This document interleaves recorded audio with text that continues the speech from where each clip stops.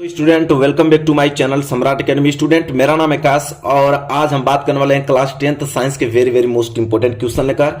आज की वीडियो में जो केमिकल रिएक्शन एंड इक्वेशन, जो आपका पहला चैप्टर केमिस्ट्री का है, रासायनिक अभिक्रिया तथा समीकरण, उसके सभी मोस्ट इंपोर्टेंट क्वेश्चन में एक ही वीडियो में लेकर आया हूं। ठीक है, बहुविकल्पी हो, चाहे अति लघुत्तरी हो, चाहे लघुत्तरी हो, चाहे दीर्घोत्तरी, जितने क्वेश्चन आपके एग्जाम में इस चैप्टर से बनते हैं, सारे क्वेश्चन में आप लोगों को एक एक पॉइंट आप लोगों को बताने वाला हूं। सारे क्वेश्चंस को अगर आप तैयार कर लेते हो तो ये चैप्टर समझिए बिल्कुल आपके वश में है। यहां से जो भी क्वेश्चंस आएगा आप आसानी से कर पाओगे एग्जाम में। तो चलिए वीडियो को स्टार्ट करते हैं।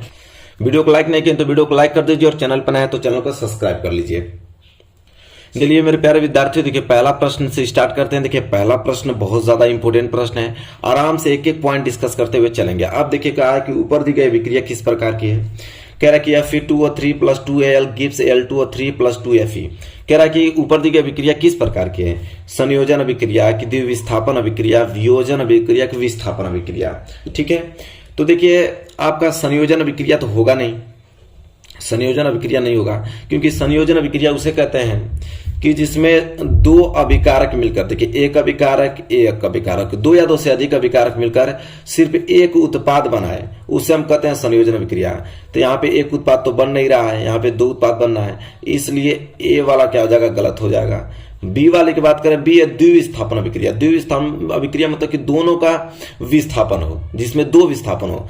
तो यहाँ पे देख पा रहे हैं दो विस्थापन तो हो नहीं रहा है, यहाँ पे देखिए दो विस्थापन हो रहा है, Fe2O3 और +2Al, यहाँ बना रहा है Al2O3 + 2Fe, द्विविस्थापन हो नहीं रहा है, तो इसलिए यह होगा नहीं।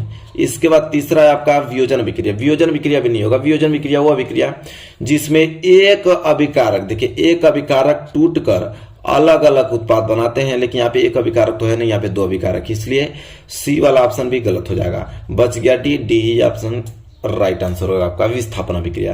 क्योंकि विस्थापन अभिक्रिया में क्या होता है कि एक अभिक्रियाशील वाला तत्व कम अभिक्रियाशील वाले तत्व को उसके यौगिक में से उसको विस्थापित कर देता है। जैसे यहाँ पे देखिए Fe2O3, एल्युमिनियम, देखिए एल्युमिनियम क्या है ना, अधिक अभिक्रियाशील है लोहा से, तो एल्युमिनियम देखिए उसके ही यौगिक में से Fe को देखिए यहाँ पे अलग कर दिया और यहाँ पे बचा O3, उसके साथ अपना अभिक्रिया करके Al2O3 बना लिया। तो कौन सा अभिक्रिया है भाई, विस्थापन अभिक्रिया। देखिए लॉजिकल बता रहा हूं, एक एक पॉइंट बता रहा हूं, इससे बेहतर कोई आपको नहीं बता पाएगा। ठीक है, चलिए क्वेश्चन नंबर दूसरा है, लेड नाइट्रेट का रासायनिक सूत्र बताइए। लेड नाइट्रेट का रासायनिक सूत्र क्या होता है। तो लेड नाइट्रेट का PbNO3 ट्वाइस होता है, तो सिंपल है, सब लोग जानते हैं, सिंपल, इसमें कोई समझाने वाली बात नहीं है, सबको मालूम है कि लेड नाइट्रेट का सूत्र क्या होता है, तो PbNO3 ट्वाइस होता है। यहां तक तो सबको क्लियर है। आगे हम बात करेंगे अगला है कि श्वसन किस प्रकार की अभिक्रिया है। तो देखिए श्वसन किस प्रकार की है, उपचयन है कि ऊष्माक्षेपी है, कि उपचयन है कि ऊष्माशोषी है। देखिए श्वसन ना ऊष्माक्षेपी अभिक्रिया होता है, श्वसन ऊष्माक्षेपी अभिक्रिया होता है। इसलिए होता है कि जैसे श्वसन की बात किया है, जैसे भोजन को लेकर कहा है, जैसे भोजन हम खाते हैं, तो भोजन जैसे हम खाते हैं तो उसको कूचते हैं, छोटे छोटे टुकड़ों में विभाजित करते हैं, छोटे छोटे टुकड़ा वसा के रूप में हमारे अंदर जाते हैं, कार्बोहाइड्रेट उत्पन्न करते हैं। ये कार्बोहाइड्रेट ठीक है क्या करता है, हमारे ऑक्सीजन के साथ अभिक्रिया करता है, ठीक है, ग्लूकोज बनाता है। ठीक है, ग्लूकोज बनाने के बाद यहाँ पे देखेंगे तो कार्बन डाइऑक्साइड गैस निकलता है और जल बनाता है, और कुछ ऊर्जा भी हमको मिलता है, जिससे हम लोग बोल पा रहे हैं, खेल पा रहे हैं, कूद पा रहे हैं। तो ये ऊर्जा इसमें से हमें मिल रही है ना, तो जिसमें ऊर्जा मिलती है उसमें बोलते हैं ऊष्माक्षेपी अभिक्रिया। इसलिए बी क्या हो जाएगा, राइट आंसर हो जाएगा। बात को समझिए। ठीक है, चलिए आगे हम बात करते हैं। अगला आपका वेरी मोस्ट इंपोर्टेंट है कि निम्नलिखित अभिक्रियाओं के लिए उनकी अवस्था के संकेतों के साथ संतुलित समीकरण लिखिए। 2 नंबर के लिए था, 4 नंबर का प्रश्न है, 2 नंबर मतलब 2 क्वेश्चन दिया हुआ है। अब क्या क्वेश्चन है देखने वाले हम लोग बहुत अच्छी तरीके से। क्वेश्चन यह है कि कह रहा है कि उनकी अवस्था के संकेतों के साथ संतुलित रासायनिक समीकरण लिखना है। चलिए देखते हैं कैसे लिखेंगे इसको। कह रहा है कि जल में बेरियम क्लोराइड तथा सोडियम सल्फेट के विलयन अभिक्रिया करके सोडियम क्लोराइड का विलयन तथा अघुलनशील बेरियम सल्फेट का अवक्षेप बनाते हैं। तो चलिए देखते हैं अब क्या क्या बोला, उसी के अनुसार लिखेंगे। बोला है कि जल में मतलब कि जल में घुला हुआ है बेरियम क्लोराइड। तो चलिए बेरियम का होता है BaCl2, बेरियम क्लोराइड। अब बेरियम क्लोराइड जो है जल में घुला हुआ है, तो इसलिए एक्वस के फॉर्म में, एक्वस मतलब जलीय विलयन, जल में घुला हुआ है। प्लस और है आपका सोडियम सल्फेट विलयन, विलयन मतलब वही जल में घुला हुआ, सोडियम सल्फेट का विलयन है, तो सोडियम सल्फेट का हो जाएगा Na2SO4। ये भी जल में घुला हुआ है तो हो जाएगा एक्वस। गिब्स क्या बना रहा है भाई, तो बना रहा है सोडियम क्लोराइड। सोडियम क्लोराइड मतलब NaCl। सोडियम क्लोराइड का विलयन मतलब एक्वस बना रहा है। और अघुलनशील बेरियम सल्फेट का अवक्षेप, अघुलनशील मतलब सॉलिड होगा, और बना रहा है बेरियम सल्फेट। बेरियम सल्फेट का मतलब BaSO4। सॉलिड है तो भाई इसके आगे यस लगाएंगे क्योंकि सॉलिड है। तो यह अभिक्रिया अब भी मैंने इस तरह लिख दिया। अब कह रहा है कि इसको आप संतुलित करके लिखिए। इसको क्या करना है, आपको संतुलित करना है। चलिए देख लेते हैं संतुलित। तो यहाँ पे क्लोरीन 2 है, यहाँ पे क्लोरीन 1 है, इसके आगे 2 लगा दूंगा तो क्लोरीन 2 हो जाएगा। सोडियम भी 2, सोडियम 2, SO4 एक बेरियम। अब बस यहाँ पे 2 लगाने पे क्या हो गया, पूरा संतुलित हो गया है। कोई दिक्कत आप लोगों को नहीं होना चाहिए। इसके बाद ये आप लोगों का 2 नंबर मिल गया। इसके बाद एक क्वेश्चन और नीचे लिखा है, क्या लिखा है भाई उसको पढ़ते हैं। लिखा है, ये पहला वाला है, दूसरा देखते हैं। दूसरा यह है कि सोडियम हाइड्रोक्साइड का विलयन, मतलब जल में घुला हुआ है सोडियम हाइड्रोक्साइड, जल में घुला हुआ है सोडियम हाइड्रोक्साइड को क्या बोलते हैं, सोडियम हाइड्रोक्साइड को NaOH। सोडियम हाइड्रोक्साइड जल में घुला हुआ है तो भाई एक्वस लिखेंगे। हाइड्रोक्लोरिक अम्ल के विलयन, ये भी जल में घुला हुआ है हाइड्रोक्लोरिक अम्ल, तो हाइड्रोक्लोरिक अम्ल का होता है HCl। ये भी आपका एक्वस की ही फॉर्म है, किसके, एक्वस के फॉर्म में है। और मिलके बना रहा है, अभिक्रिया करके बना रहा है सोडियम क्लोराइड। सोडियम क्लोराइड का विलयन मतलब जल में ही घुला हुआ है सोडियम क्लोराइड NaCl। ये भी आपका जल में घुला हुआ था, एक्वस के फॉर्म में होगा। अब प्लस तथा जल बनाते हैं, जल लिक्विड के फॉर्म में है, H2O जल लिक्विड के फॉर्म में। अब इसे संतुलित करना है तो ये ऑलरेडी संतुलित है, देखेंगे तो ऑलरेडी संतुलित। कैसे देख लीजिए आप लोग, सोडियम एक Cl एक, हाइड्रोजन 1 और 1 2, हाइड्रोजन 2, ऑक्सीजन 1 मतलब बिल्कुल संतुलित है, इसमें कोई संतुलित करने की जरूरत नहीं है। तो देखिए इस प्रकार के क्वेश्चंस आएंगे भाई, 4 नंबर के लिए प्रश्न पूछा जाता है, और 4 नंबर आई होप आपको एकदम अच्छे तरीके से क्लियर हो गया। ठीक है, इसके बाद हम प्रश्न आगे पढ़ेंगे। देखिए अगला प्रश्न क्या है कि निम्नलिखित समीकरण को संतुलित कीजिए। अब इसको संतुलित करना है हमें। पहला देखिए CO2 प्लस H2O दिया है, gives C6H12O6 plus O2 plus H2O। अब इसको हमें करना है क्या, संतुलित। अब देखिए कैसे संतुलित होगा, इसको देखते हैं ध्यान से। देखिए संतुलित कैसे करेंगे, ध्यान से आप लोगों को समझना है। कार्बन यहाँ पे 6 है और कार्बन यहाँ पे 1 है, इसके आगे 6 लगाएंगे तो कार्बन 6 हो जाएगा। कार्बन जैसे ही 6 होगा, ऑक्सीजन आपका कितना हो जाएगा, 12। ऑक्सीजन कितना हो जाएगा, 12 1 13। और यहां पे ऑक्सीजन कितना है भाई, 1 2 2 1 3 और 6 3 9 ऑक्सीजन यहां पे है। ठीक है, अगर मैं इसके आगे 6 लगा देता हूं, बात को समझिए, इसके आगे अगर मैं 6 लगा देता हूं तो ऑक्सीजन कितना हो जाएगा, तो 6 दूनी के 12, अब 12 6 18, 18 19 हो जा रहा है। लेकिन इसके आगे जैसे ही 2 लगाऊंगा तो कितना हो जाएगा, 20 हो जाएगा, क्योंकि ऑक्सीजन 2 ऑक्सीजन 12। देखिए ऑक्सीजन कितना हो जाएगा यहाँ पे 2 और 6 2 12, तो 12 2 14 और 14 6 20 यहाँ पे ऑक्सीजन हो गया। ऑक्सीजन यहाँ पे कितना है, 6 दूनी के 12 और 12 8 और चाहिए तो इसके आगे 8 लगा देते हैं भाई, तो 12 8 20 ऑक्सीजन यहाँ पे हो गया। लेकिन हाइड्रोजन कितना हो गया, 16। हाइड्रोजन कितना हो गया, 16, तो यहाँ पे भी तो 16 है, 2 दूनी के 4 और 12 4 16। कार्बन 6 कार्बन 6, सब कुछ तो बराबर लग रहा है, बिल्कुल इस तरह आपका ये संतुलित हो जाएगा। यहाँ पे 6 लगाएंगे, यहाँ पे 8 लगाएंगे, यहाँ पे 6 लगाएंगे, यहाँ पे 2 लगाएंगे। ठीक है, चलिए आगे हम बात करते हैं। तो आगे हम बात करें, इसको संतुलित करना है। तो देखिए यहाँ पे संतुलित करने के लिए क्या करेंगे, कॉपर यहाँ पे 2 है और यहाँ कॉपर 2 है, बिल्कुल सही भाई। और यहाँ पे देखें हम, तो यहाँ पे SO2 2 बार है और यहाँ पे कितना है, 1 बार है ना, यहाँ पे SO2 1। अच्छा अब ध्यान से एक चीज आप देखें, यस यहाँ पे भी सल्फर 1 है, यहाँ पे भी सल्फर, कोई दिक्कत नहीं है। ऑक्सीजन दिक्कत कर रहा है, ऑक्सीजन यहाँ पे 2 है, 1 ऑक्सीजन 3, ऑक्सीजन यहाँ पे 2। अगर इसके आगे में 3 लगा देता हूं तो ऑक्सीजन 6 हो जाएगा, और इसके आगे में ऑक्सीजन कितना हो गया, 6, अगर इसके आगे मैं 2 लगा देता हूं तो ऑक्सीजन 4, और इसके आगे 2 लगा देता हूं तो ऑक्सीजन 4, तो 4 4 6। लेकिन यहां से गड़बड़ ये हो जाएगा कि कॉपर यहां पे कितना हो गया 4, और कॉपर यहां पे 2 है, तो यहां 2 लगा देंगे तो 2 कॉपर हो गया, और यहाँ पे सल्फर 2, तो यहाँ पे सल्फर भी 2 हो गया। मतलब यहाँ पे 2 लगाने पे, यहाँ पे 3 लगाने पे, यहाँ पे 2 लगाने पे, यहाँ पे 2 लगाने पे काम बन जा रहा है। बिल्कुल सही। ये आते हैं प्रश्न, ये सभी आएंगे, आप टेंशन ना लीजिए। इसके बाद तीसरा देखिए, तीसरा को संतुलित करना है।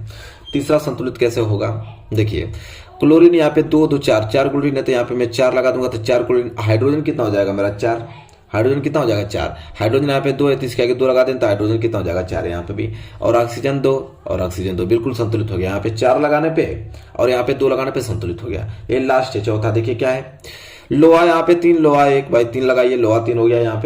यहाँ पे ऑक्सीजन 4, यहाँ पे ऑक्सीजन 1 है, यहाँ पे 4 लगा दीजिए, ऑक्सीजन 4 लेके हाइड्रोजन कितना हो जाएगा 4 दूनी के 8, हाइड्रोजन कितना हो गया 8, और यहाँ पे हाइड्रोजन 2 ही है, इसके आगे 4 लगा दीजिए, हाइड्रोजन 8 हो गया। मतलब ये भी संतुलित हो गया। ठीक है, चलिए क्लियर हो गया कि नहीं बिल्कुल आप लोगों को। ये प्रश्न आते हैं 4 नंबर के लिए, 4 क्वेश्चन था, 4 नंबर, एक नंबर मिल गया।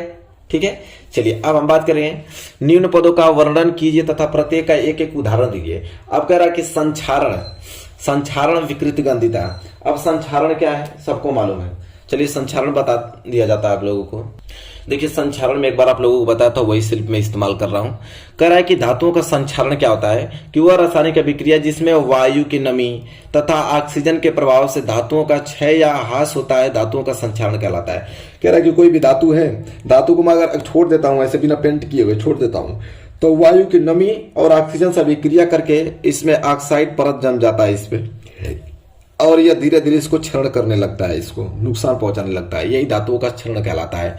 तो वह रासायनिक अभिक्रिया जिसमें वायु की नमी तथा ऑक्सीजन के प्रभाव से धातुओं का क्षय या नुकसान होता है, धातुओं का संक्षारण कहलाता है। उदाहरण देखिए, जैसे लोहे की बनी वस्तुओं पर लाल भूरे रंग की परत चढ़ जाना, चांदी की सतह का काला होना, तांबे की सतह का हरा होना, यह सब संक्षारण के उदाहरण थे, क्योंकि उदाहरण में हमसे पूछा है। चलिए एक चीज और पूछा हमसे, विकृत गंधिता। तो विकृत गंधिता यहाँ पे है। विकृत गंधिता क्या होता है भाई, कि जब वसायुक्त अथवा तैलीय खाद्य सामग्री को अधिक समय तक रखा जाता है तब उसका स्वाद और गंध में परिवर्तन आ जाता है, क्योंकि वायु की ऑक्सीजन के संपर्क में आकर तेल तथा तेल या वसा उपचयित हो जाते हैं, जिससे उनका स्वाद और गंध बदल जाता है। यह घटना विकृत गंधिता कहलाती है। विकृत गंधिता का मतलब ये चीज कह रहा है कि तेल से बना कोई खाद्य पदार्थ है, उसको अगर मैं छोड़ दूंगा इस तरह, तो ऑक्सीजन के साथ अभिक्रिया कर वो ऑक्सीजन से जैसे अभिक्रिया करेगा तो उसके स्वाद को और उसके रंग को चेंज कर देता है। स्वाद को, रंग और कलर को चेंज करना ही विकृत गंधिता कहलाता है। ठीक है, तो आई होप आपको क्लियर हो गया होगा अच्छे तरीके से। ठीक है, कि विकृत गंधिता क्या होता है, इसको नोट कर लीजिए, इतना ही पॉइंट है। चलिए आगे हम बढ़ेंगे। अगला आपका रेडॉक्स अभिक्रिया किसे कहते हैं, उदाहरण देकर स्पष्ट कीजिए। अब रेडॉक्स अभिक्रिया कैसे कहते हैं, चलिए जानते हैं रेडॉक्स अभिक्रिया किसे कहते हैं। देखिए रेडॉक्स अभिक्रिया किसे कहते हैं, यहाँ पे देखिए ध्यान से कि रेडॉक्स अभिक्रिया को उपचयन अपचयन अभिक्रिया भी कहते हैं। तो देखिए उपचयन अपचयन या रेडॉक्स अभिक्रिया, तो कह रहा है जिन रासायनिक अभिक्रियाओं में एक अभिकारक उपचयित तथा दूसरा अभिकारक अपचयित होता है, उपचयन अपचयन अथवा रेडॉक्स अभिक्रिया कहलाता है। कह रहा कोई आपका अभिक्रिया हो रहा है, उस अभिक्रिया में एक अभिकारक का उपचयित होना, उपचयित मतलब उसमें आके ऑक्सीजन जुड़ना, ठीक है, ऑक्सीजन का जुड़ना, तथा दूसरा अभिकारक में ऑक्सीजन का हटना, उपचयन अपचयन तथा रेडॉक्स अभिक्रिया कहलाता है। उदाहरण देखिए, कॉपर ऑक्साइड प्लस हाइड्रोजन के साथ अभिक्रिया कर रहे हैं तो कॉपर और जल बना रहा है, तो कॉपर ऑक्साइड का अपचयन हो रहा है। कॉपर ऑक्साइड का अपचयन मतलब इसमें से ऑक्सीजन हट रहा है। देखिए यहाँ पे ऑक्सीजन था लेकिन यहाँ पे ऑक्सीजन गायब। हाइड्रोजन का उपचयन हो रहा है, हाइड्रोजन यहाँ पे अकेले है लेकिन देख रहे हैं तो हाइड्रोजन के साथ ऑक्सीजन जुड़ गया। तो बस यही आपका रेडॉक्स अभिक्रिया कहलाता है कि जिन रासायनिक अभिक्रियाओं में एक अभिकारक का उपचयित तथा दूसरा अभिकारक अपचयित होता है, उपचयन अपचयन अथवा रेडॉक्स अभिक्रिया कहलाता है। बात खत्म। ये आपके पास एग्जाम्पल है, 4 नंबर आप लोगों के पास मिल गया। क्लियर हो गया कि नहीं, बिल्कुल क्लियर हो गया, नोट कीजिए आगे। चलिए इसके बाद बोला है ऑक्सीकरण अभिक्रिया को उदाहरण सही समझाइए। वेरी मोस्ट, ऑक्सीकरण अभिक्रिया को हम बोलते हैं उपचयन अभिक्रिया। ऑक्सीकरण अभिक्रिया को बोलते हैं हम उपचयन अभिक्रिया, जो कि 4 नंबर के लिए पूछा जाता है। देख लीजिए भाई, यहाँ पे कह रहा है कि ऑक्सीकरण या उपचयन अभिक्रिया, कह रहा है ऑक्सीडेशन रिएक्शन कहते हैं इंग्लिश में उसको। कह रहा है जिन रासायनिक अभिक्रियाओं में ऑक्सीजन का योग या हाइड्रोजन का ह्रास हो, ऑक्सीकरण या उपचयन अभिक्रिया कहलाता है। कह रहा कोई रासायनिक अभिक्रिया है जिनमें ऑक्सीजन जुड़ता हो या हाइड्रोजन की कमी होती हो, उस तरह के हम जितने भी अभिक्रिया होगा उसको हम ऑक्सीकरण या उपचयन अभिक्रिया कहेंगे। देख लीजिए, जैसे मैग्नीशियम को ऑक्सीजन के साथ अभिक्रिया करा रहे हैं तो MgO बना रहा है। ठीक है, देखिए इसमें क्या हो रहा है कि मैग्नीशियम के साथ ऑक्सीजन क्या हुआ, जुड़ रहा है, इसलिए क्या है आपका उपचयन अभिक्रिया है। ठीक है, बस इतना ही नोट कर लीजिए। ऑक्सीकरण 4 नंबर एकदम फ्री में उठा ले जाएंगे आप। ठीक है, चलिए आगे हम प्रश्न पढ़ते हैं। अगला प्रश्न है ऊष्माक्षेपी एवं ऊष्माशोषी अभिक्रिया का क्या अर्थ है, उदाहरण दीजिए। देखिए वेरी वेरी मोस्ट इंपोर्टेंट यह टॉपिक है कि ऊष्माक्षेपी जिसे दहन अभिक्रिया भी कहते हैं और ऊष्माशोषी अभिक्रिया का क्या अर्थ है। ऊष्माक्षेपी मतलब जिसमें से ऊष्मा निकलती है, ऊष्माशोषी जिसमें से ऊष्मा की जरूरत पड़ती है, सब जानते हैं। लेकिन चलिए फिलहाल हम लोग उत्तर कैसे लिखेंगे देख लेते हैं। देखिए ऊष्माक्षेपी तथा ऊष्माशोषी अभिक्रिया। ऊष्माक्षेपी अभिक्रिया को बोलते हैं एक्सोथर्मिक रिएक्शन। ऊष्माक्षेपी अभिक्रिया क्या होता है कि जिन रासायनिक अभिक्रियाओं में उत्पाद के निर्माण के साथ ऊष्मा भी उत्पन्न होती है, ऊष्माक्षेपी अभिक्रिया कहलाती है। कह रहा है कि कोई भी रिएक्शन हो रहा है, जो उत्पाद प्रोडक्ट मिलता है उसके साथ ऊष्मा भी हमको प्राप्त हो तो ऊष्माक्षेपी अभिक्रिया कहलाएगा। जैसे उदाहरण में सभी दहन अभिक्रिया ऊष्माक्षेपी अभिक्रिया होती है, क्योंकि सभी दहन अभिक्रिया में जो भी दहन वाली अभिक्रिया होगी जिसको भी जलाएंगे तो उसमें से ऊष्मा निकलेगा ही निकलेगा। जैसे मीथेन गैस है, प्राकृतिक गैस। मीथेन को अगर मैं जलाऊं तो कार्बन डाइऑक्साइड और जल और ऊष्मा मिलेगा, तो उस प्रोडक्ट के उत्पाद के साथ ऊष्मा मिल रहा है ना, तो बात सिंपल ऊष्माक्षेपी अभिक्रिया कहलाएगा। इसको रिएक्शन को उतार लीजिएगा, बता दे रहा हूं। दूसरा है कि श्वसन भी ऊष्माक्षेपी अभिक्रिया है। बहुविकल्पीय में भी हम लोग पढ़े थे, श्वसन भी ऊष्माक्षेपी अभिक्रिया है, क्योंकि श्वसन के दौरान हमारे शरीर की कोशिकाओं में ग्लूकोज ऑक्सीजन से संयोग करके ऊर्जा उत्पन्न करता है। देखिए ग्लूकोज या ऑक्सीजन के साथ अभिक्रिया करके कार्बन डाइऑक्साइड और जल और ऊर्जा मिल रहा है ना, तो ऊर्जा उत्पाद के साथ ऊर्जा मिल रहा है ना, बात खत्म, ऊष्माक्षेपी अभिक्रिया है। दोनों एग्जाम्पल इंपोर्टेंट है भाईजान, उतार लीजिएगा। इसके बाद ऊष्माशोषी, तो ऊष्माशोषी इंडोथर्मिक। तो ऊष्माशोषी में क्या होता है कि जिन रासायनिक अभिक्रियाओं में उत्पाद के निर्माण के साथ ऊष्मा भी अवशोषित होती हो, उसमें ऊष्मा की जरूरत होती हो, ऊष्माशोषी अभिक्रिया कहलाता है। जैसे नाइट्रोजन, नाइट्रोजन का अगर मैं ऑक्सीजन के साथ जलाऊंगा तो पहले मुझे 45 किलो कैलोरी की जरूरत पड़ेगी ऊष्मा की, तब जाके यह जलेगा, अन्यथा नहीं जलेगा। तो भाई ऊष्मा की जरूरत पड़ रही है हमको ना, तो ऊष्माशोषी अभिक्रिया कहलाएगा, बात खत्म। तो यहां मैं -45 किलो कैलोरी लिखा हूं कि 45 किलो कैलोरी की ऊर्जा लगेगी तभी यह जलेगा। ठीक है, समझ में आ गया आप लोगों को। चलिए नोट कर लीजिएगा यहाँ पे। आई होप तो चाहे इस तरह लिखिए चाहे इस रिएक्शन को इस तरह लिखिए, नाइट्रोजन प्लस ऑक्सीजन, इसी में प्लस किलो कैलोरी लिखिए। 45 किलो कैलोरी की जरूरत पड़ेगी भाई, तभी नाइट्रिक ऑक्साइड हमें बनेगा, बात खत्म। इसको नोट कर लीजिए, पूरा का पूरा क्लियर हो गया होगा अच्छे तरीके से। हटाइए इसको। इसके बाद रासायनिक अभिक्रिया किसे कहते हैं, कितने प्रकार के होते हैं, प्रत्येक को उदाहरण देकर समझाइए। लॉन्ग इंपोर्टेंट क्वेश्चन है, अपने तरफ से इसे आप लोग नोट कर लीजिएगा। इसमें आप लोगों को बताना है कि रासायनिक अभिक्रिया किसे कहते हैं। पहली बात यह कि रासायनिक अभिक्रिया किसे कहते हैं और ये कितने प्रकार की होती है, प्रत्येक को उदाहरण देकर समझाना। तो रासायनिक अभिक्रिया सबको मालूम है कि वह अभिक्रिया जिसमें एक या एक से अधिक उत्पाद, एक से अधिक पदार्थ परस्पर अभिक्रिया करके एक नए पदार्थ का निर्माण करते हैं, रासायनिक अभिक्रिया कहलाता है। मैं अपने से बोल दिया हूं, सुन लीजिए आप लोग। वह रासायनिक अभिक्रिया जिसमें एक से अधिक पदार्थ परस्पर अभिक्रिया कर नए पदार्थ का निर्माण करते हैं, रासायनिक अभिक्रिया कहलाते हैं। और रासायनिक अभिक्रिया के प्रकार में आप लोग लिख लीजिएगा भाई, क्या लिखना है कि संयोजन अभिक्रिया, इसके बाद वियोजन अभिक्रिया का परिभाषा, और देखिए दो एग्जाम्पल लिखना है, परिभाषा भी। इसके बाद द्विविस्थापन अभिक्रिया का परिभाषा 2 एग्जाम्पल। इसके बाद विस्थापन तो हो गया। इसके बाद आप लोगों का उपचयन अपचयन अभिक्रिया का एग्जाम्पल लिखिएगा। उसमें ऊष्माक्षेपी अभिक्रिया को, ऊष्माशोषी अभिक्रिया को, अवक्षेपण अभिक्रिया को, इतने सारे पॉइंटों को आपको लिखना है, तब जाके 7 नंबर मिलेगा आप लोगों को। ठीक है, ये अपने घर से कर लीजिएगा, होमवर्क दे रहा हूँ, स्कूल में पढ़े ही होंगे आप लोग। ठीक है, और मैं इंपोर्टेंट क्वेश्चन में करा भी दिया हूं 7 नंबर के लिए प्रश्न। इसके बाद है तेल एवं वसायुक्त खाद्य पदार्थों को नाइट्रोजन से प्रभावित क्यों किया जाता है। ये सबको मालूम है कि तेल एवं वसायुक्त खाद्य पदार्थों को, जो हम लोग, मैं बता ही देता हूं आप लोगों को, जो चिप्स वगैरह खाते हैं तो चिप्स में जो फूला हुआ होता है पॉकेट, तो उसमें नाइट्रोजन को क्यों भरा जाता है। तो नाइट्रोजन को इसलिए भरा जाता है क्योंकि वो नाइट्रोजन अक्रिय गैस होता है, वो जल्दी रिएक्शन नहीं करता है। ठीक है, तो इसलिए भरा जाता है उसमें खाद्य पदार्थों, ताकि वो सुरक्षित रह पाए। नहीं तो जैसे उसको फाड़ के खाने की कोशिश करेंगे, 2-3 घंटे उसको रख देंगे तो ऑक्सीजन उसमें हिल जाएगा। ऑक्सीजन हिलने के बाद उसमें अभिक्रिया करके उसका रंग और गंध को चेंज कर देगा, वो तभी तो विकृत गंधिता उत्पन्न होती है। तो वही कह रहा है, तेल एवं वसायुक्त खाद्य पदार्थों को नाइट्रोजन से प्रभावित क्यों किया जाता है, तो इसलिए किया जाता है कि ताकि वह आसानी से बच पाए। ठीक है, ये बात है। तो आई होप क्लियर हो गया होगा। इतना प्रश्न मैं आप लोगों को बताया ना, ये पहले चैप्टर से इतना ही प्रश्न बनेगा, इससे बाहर प्रश्न बनने वाला नहीं है मेरे प्यारे विद्यार्थी। इतना आप लोग अच्छी तरीके से तैयार कर लीजिएगा। आई होप आपको वीडियो अच्छी लगी होगी। वीडियो अच्छी लगी तो प्लीज लाइक कीजिए, और चैनल पर नए हैं तो चैनल को सब्सक्राइब करके बेल आइकन को प्रेस कर लीजिए। मिलेंगे एक प्यारे से नेक्स्ट वीडियो में, तब तक के लिए धन्यवाद।